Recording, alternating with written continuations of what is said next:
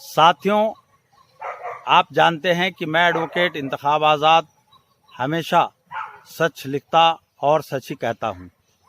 इसके बदले मुझे हर रोज़ वो लोग बड़े पैमाने पर गालियां देते हैं, मेल्स करते हैं और बहुत सारे तो दूरभाष पर फ़ोन करके मुझे धमकाने का दुस्साहस भी करते हैं। दिक्कत उन लोगों को क्या है कि जब मैं सच बोलता हूं और सच लिखता हूं तो उनकी बुद्धि में, उनके दिमाग में ये सब बातें नहीं आती हैं और जब वो शब्दों की गहराई को नहीं समझते हैं तो ऐसे तंगज़हन लोग, उनमें ख़ास तौर से बड़ी संख्या में मुसलमान लोग हैं, वो मुझे आरएसएस और भारतीय जनता पार्टी का एजेंट बताकर मेरी सोशल साइट पर भी अनाप शनाप लिखते हैं और गालियां देते हैं। पिछले दिनों आप लोगों ने देखा होगा कि उत्तर प्रदेश के ज़िला कानपुर में दुर्दांत आतंकवादी विकास दुबे और उसके गुर्गों ने उत्तर प्रदेश पुलिस के 8 जवानों को मौके वारदात पर गोलियों से भूनकर उनकी हत्या कर दी और उसके बाद 2 जवान उपचार के दौरान अस्पताल में संभवतः मर गए। उसमें मुख्यमंत्री योगी आदित्यनाथ जी घटनास्थल पर पहुंचे और उन्होंने पूरी स्थिति का जायजा लेते हुए आला पुलिस प्रशासनिक अफसरों को संभवतः स्पष्ट संदेश दिया कि जब तक इन दुर्दांत आतंकवादियों का सफाया नहीं हो जाता और इनको इनकी भाषा में जवाब नहीं दे दिया जाता, तब तक अधिकारी राजधानी लखनऊ में ना लौटें। साथियों, पुलिस का प्रेशर बना। पुलिस ने तलाशी के दौरान उसके घर को जेसीबी और बुलडोजर से ढहा दिया, उसको ज़मींदोज़ कर दिया और दुर्दांत आतंकवादी विकास दुबे और उसके गुर्गों पर इतना प्रेशर बना कि वो उत्तर प्रदेश की धरती छोड़कर भाग गया। कुछ दिनों के बाद उसने उज्जैन के महाकाल मंदिर में जाकर सरेंडर किया या वो पकड़ा गया, यह तो आप लोग बेहतर जानते हैं क्योंकि रोज़ टीवी पर खबरें इस तरह की और अखबारों में आप सुनते, पढ़ते और देखते हैं।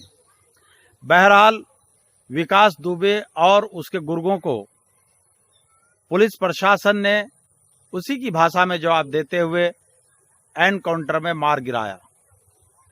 अब मैं एडवोकेट इंतखाब आज़ाद ने अभी हाल ही में इस बात को लिखा कि विकास दुबे और उसके गुर्गों को उत्तर प्रदेश के मुख्यमंत्री योगी आदित्यनाथ की पुलिस ने मार गिराकर समाजवादी पार्टी और बहुजन समाज पार्टी द्वारा पैदा की गई गंदगी को साफ किया है और विपक्ष इसे निर्दोष ब्राह्मणों की हत्या बताकर योगी सरकार को बदनाम करने का षड्यंत्र कर रहा है और प्रदेश में भ्रम की स्थिति पैदा कर रहा है। मैंने सिर्फ इतनी सी बात लिखी और इतनी सी बात लिखने के बाद बड़े पैमाने पर मुझे लोगों ने गालियां देनी शुरू कर दी और कहा कि ये तो भारतीय जनता पार्टी का एजेंट है, ये तो आरएसएस का दलाल है। साथियों, आप ये बताएं कि विकास दुबे, जिसका 30 साल से आपराधिक साम्राज्य चल रहा था और उस इलाके में समानांतर सरकार जिसकी चल रही थी, पुलिस थानों में जिसका हुक्म चलता था और 64 मुकदमे सरकार के मुताबिक उसके ऊपर थे, उन मुकदमों में हत्या, बलात्कार, अपहरण और हत्या के प्रयास, जमीनें हड़पने आदि के मुकदमे थे। ये सारे मुकदमे दर्ज भी हुए, ट्रायल भी चला, अदालतों में भी गया और यही नहीं, सरकार के दर्जा प्राप्त राज्य मंत्री संतोष शुक्ला की तो विकास दुबे ने थाने के अंदर घुसकर हत्या की थी, लेकिन कमाल एक देखिए कि उस केस में वो बरी हो गए और उसमें कोई गवाह ही नहीं मिला। थाने के अंदर हत्या हुई, सबके सामने हुई विकास दुबे ने करी, लेकिन उसके खिलाफ किसी ने कोई गवाही नहीं दी और बच गया। योगी आदित्यनाथ जी ने ये देखा कि जो दुर्दांत आतंकवादी, दुर्दांत अपराधी हमारे एक सीओ, 2 सब इंस्पेक्टर सहित 10 पुलिस के जवानों को मौत के घाट उतार रहा है और उससे पहले अदालत उसका कुछ नहीं बिगाड़ पाई और उसको पैरोल पर छोड़ा हुआ है, तो उन्होंने ये सोचा होगा कि अभी अदालत इसका क्या करेगी। कुछ दिन के बाद इसको जमानत मिल जाएगी, ये छूट जाएगा और फिर ये अपराध इसी तरह करता रहेगा। बहरहाल पुलिस उसको पकड़ करके लाई और उसने भागने का प्रयास किया और पुलिस ने उसको वहीं मौत के घाट उतार दिया। मैंने सिर्फ इतना सा कहा था कि भाई ये गंदगी साफ की। देखिए, एक रात में कोई अपराधी पैदा नहीं होता। अगर 30 साल का साम्राज्य है तो 4-5 दफा यहाँ अखिलेश यादव, उनके पिताजी और मायावती आदि, राजनाथ सिंह वगैरह की सरकारें रही हैं। उन सरकारों में ये दुर्दांत आतंकवादी विकास दुबे पैदा हुआ, पला बड़ा हुआ और आज योगी आदित्यनाथ जी की सरकार को करीब 2.5 साल हुए हैं। इन 2.5-3 साल की सरकार के कार्यकाल में विकास दुबे ने जिस घटना को अंजाम दिया, उसको योगी आदित्यनाथ जी ने निष्पक्ष रूप से उसको उसी अंजाम तक पहुंचाने का काम किया। क्या 8 पुलिस कर्मियों का हत्यारा निर्दोष है? क्या 64 मुकदमों में वांछित 25 हत्याओं का कातिल विकास दुबे निर्दोष है? और रही इस बात की बात कि लोग कह रहे कि अदालत है, न्यायपालिका काम करेगी। बतौर एक एडवोकेट मैं जानता हूं कि कानून क्या कहता है। पुलिस का काम अपराधी को पकड़ना है, सजा देने का काम अदालत का है। लेकिन यहां सजा पुलिस ने नहीं दी, बल्कि पुलिस की कस्टडी से छूटकर भाग रहा था।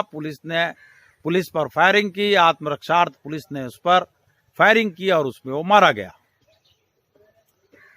अब ऐसी सूरत में आप अगर देखेंगे कि अदालत की भूमिका पर तो खुद सुप्रीम कोर्ट के माननीय 3 वरिष्ठ जजों ने प्रेस कॉन्फ्रेंस करके उंगली उठाई थी और कहा था कि हमें न्याय चाहिए।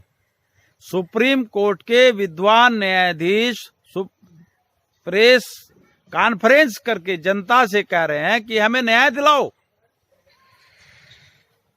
तो ऐसी सूरत में आप खुद अंदाजा लगा सकते हैं कि अदालत से न्याय मिलने में कितना समय लगता।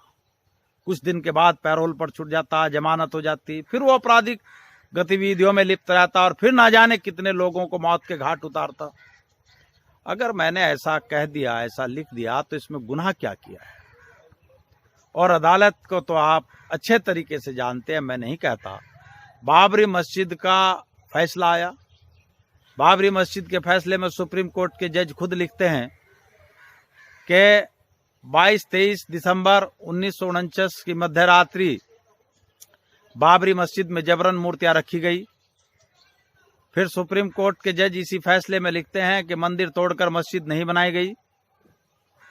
फिर सुप्रीम कोर्ट कहती है कि 6 दिसंबर 1992 को मस्जिद तोड़कर संविधान का उल्लंघन किया गया और बड़ा अपराध किया गया। और उसके बाद अदालत फैसला देती है कि यहाँ पर रामलला विराजमान है और ये रामलला के लिए बाबरी मस्जिद दी जाती है और साथ ही मुसलमानों को 20 एकड़ जमीन भी दी जाती है और मुसलमानों ने भी ले ली। अदालत में कुछ मामले ऐसे होते हैं कि वो यूं ही खींचते रहते हैं, क्योंकि ज्यादातर कायदे कानून अगर आप पूरे भारत का सिस्टम उठाकर देखेंगे, वो दबे कुचले, शोषित, अधिकार वंचित, मजलूम लोगों पर लागू होते हैं। हमेशा पैसे वाला बच जाता है। आप देखिए, नीरव मोदी, विजय माल्या या और बड़े बड़े लोग जो सरकार का पैसा ले लेकर भाग गए, उनका कुछ सरकार से नहीं बिगड़ रहा। और अगर किसी आदमी के बिजली का बिल 2000 हो जाएगा तो बिजली का कनेक्शन काट दिया जाएगा। 5,000 रुपए की आरसी होगी तो सलाखों के पीछे हवालात में डाल दिया जाएगा। कहने का अभिप्राय यह है कि हम अदालत का सम्मान करते हैं, अदालत के जरिए सजा दी जानी चाहिए थी, लेकिन अगर योगी आदित्यनाथ जी की पुलिस ने जैसे को तैसे का के तहत विकास दुबे को मौत के घाट उतार दिया तो इसमें कोई बड़ा अपराध नहीं है, क्योंकि वो पुलिस कस्टडी से छूटकर भाग रहा था। अगर पुलिस उसको ना मारती, ना आत्मरक्षात्मक गोली चलाती तो एक दिन फिर वो इसी तरह ना जाने कितने बेगुनाह लोगों को मौत के घाट उतारता। ऐसे में जो लोग मुझे गालियां दे रहे हैं, मैं उनका स्वागत करता हूं, उनका सम्मान करता हूं कि वो कम से कम इस तरह गालियां देकर, गालियां लिखकर एडवोकेट इंतखाब आज़ाद का हौसला बढ़ाते रहते हैं। साथियों, आपने मुझे ध्यानपूर्वक सुना, उसके लिए आपका बहुत बहुत धन्यवाद। और मैं आपसे दरखास्त करूंगा कि आप साथ ही YouTube चैनल तहलका एक्सप्रेस को सब्सक्राइब करते हुए बेल आइकन दबाने का भी कष्ट करें। जय भीम, जय मूल निवासी, खुदा हाफिज।